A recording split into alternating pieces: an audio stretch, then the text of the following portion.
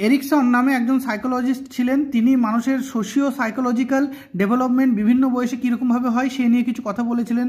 যেমন 18 মাস বয়স পর্যন্ত ট্রাস্ট মিসট্রাস্ট তৈরি হয়, অর্থাৎ যে বাচ্চাকে কেয়ার গিভার বা যে বাচ্চার গার্জেন সে যদি ভালোবাসে তাকে, তাহলে বাচ্চার মধ্যে সমাজের প্রতি ট্রাস্ট তৈরি হয়।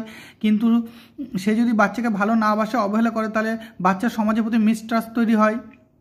পরে 3 বছর বয়স পর্যন্ত অটোনমি ভার্সেস ডাউট তৈরি হয়, অর্থাৎ বাচ্চাকে যদি যা খুশি করতে দেওয়া হয় তাহলে বাচ্চার মধ্যে অটোনমি বা কনফিডেন্স ডেভেলপ করে, কিন্তু যদি বাচ্চাকে সব কাজে বাধা দেওয়া হয় তাহলে বাচ্চার মধ্যে ডাউট সৃষ্টি হয়। তারপরের বয়স হচ্ছে ইনিশিয়েটিভ ভার্সেস গিল্ট, যেটা 3 থেকে 5 বছর বয়সে, মানে বাচ্চা কিছু করতে গেলে এই বয়সে বকা খায়, বেশি বকা খেলে তার মধ্যে গিল্ট তৈরি হয়, সে কোনো কিছু কাজ করতে গিয়ে ভয় পায় যে না না আমার ভুল হয়ে যাবে।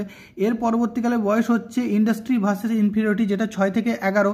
এই বয়সে বাচ্চাকে কাছ থেকে আশা করা হয় সে সব যে কাজ করবে, পড়াশোনায় ফার্স্ট হবে, স্পোর্টসে ফার্স্ট হবে। যদি সে এটা হতে পারে তাহলে তার মধ্যে কনফিডেন্স বিল্ড হয়, তাছাড়া তার মধ্যে ইনফিরিয়রিটি কমপ্লেক্স তৈরি হতে লাগে।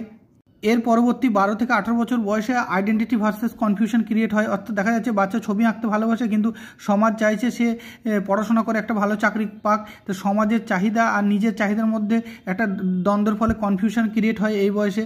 18 থেকে 40 বছর বয়সে আসে ইন্টিমেসি ভার্সেস আইসোলেশন, অর্থাৎ এই বয়সে মানুষ চাইছে বন্ধুমহল বা প্রেম ভালোবাসা বা সংসারের কাছ থেকে ভালোবাসা পাবে, এইটাই এই বয়সের মুখ্য চাহিদা হয়।